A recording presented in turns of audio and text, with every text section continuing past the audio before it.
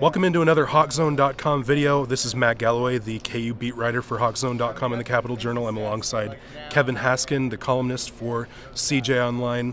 Earl, the Jayhawks didn't look as impressive as they did their first two games yesterday against Maryland, but they were able to edge the Terrapins and Mark Turgeon for a victory. What were your impressions from that game? They played well in the second half. The first half they stayed close and eventually took that halftime lead, which I thought was key for a half in which Maryland could have picked up a pretty big margin. And yet Kansas went in at halftime with a lead. I thought it was key, and then came out and made a lot of shots to begin the game or begin the second half, and wound up pulling away. Yeah, that KU defense really clamped down in the second half, and Landon Lucas was a big part of it. You're writing about the KU defense for tomorrow's edition of the Capital Journal.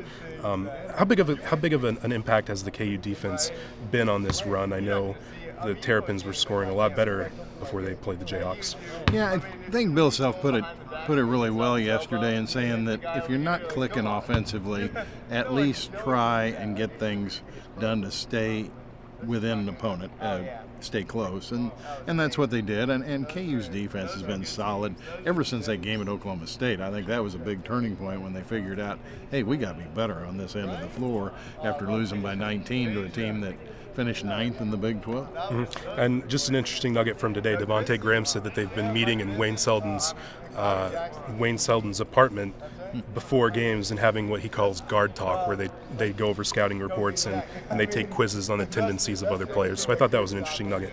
Yeah, Frank Mason kind of said the same thing about meeting in his room while they're here at the hotel and meeting individually. So and doing different things in terms of trying to figure out what it is, where they need to be on the floor, and what kind of help they need to offer each other. Now the Jayhawks had a bit of an attitude after yesterday's game against Maryland. They said in the post-game locker room that they had a bit of a chip on their shoulder. Some national folks, Doug Gottlieb comes to mind, the pros versus Joes comment. Mm-hmm. Do you think that was any? I know the Jayhawks came out a little sluggish in the first half. Do you think that really played any kind of a role in motivating them, that Maryland had the NBA ready talent for projected first round picks, but for projected NBA draft picks according to Draft Express? Well, in this it's whatever you can use, and Kansas is the top overall seed, so obviously Kansas is loaded with talent.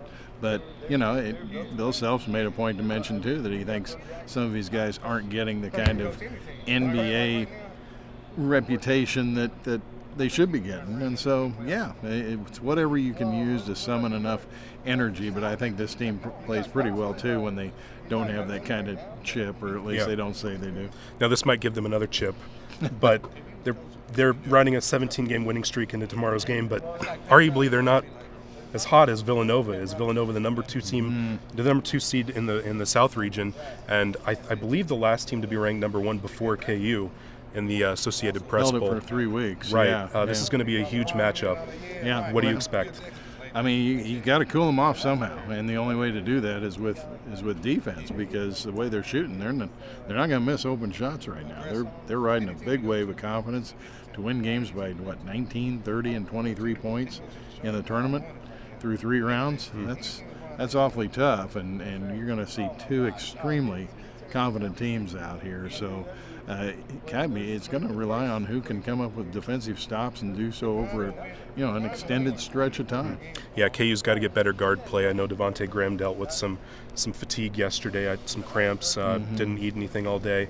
Frank Mason's been banged up, as you wrote about yesterday. I think guard play will be key in this game, and I do expect the Jayhawks to edge Villanova. I'm going to go ahead and say 82-80. I think the Jayhawks will be able to escape, and that's going to be a nightmare for anybody on the deadline, but nobody watching at home cares about that. So what do you think? I can go a little bit lower scoring. I'm going to say 77-70 in favor of KU in this game. I think they get it done, and one way you get it done as guards, as any player, if you're not going well offensively, is to still keep the emotion, keep it up defensively. And I think this team has done that for the most part, and particularly the 2 small guards whom Mark Turgeon gave credit to for stopping Maryland yesterday. Yeah.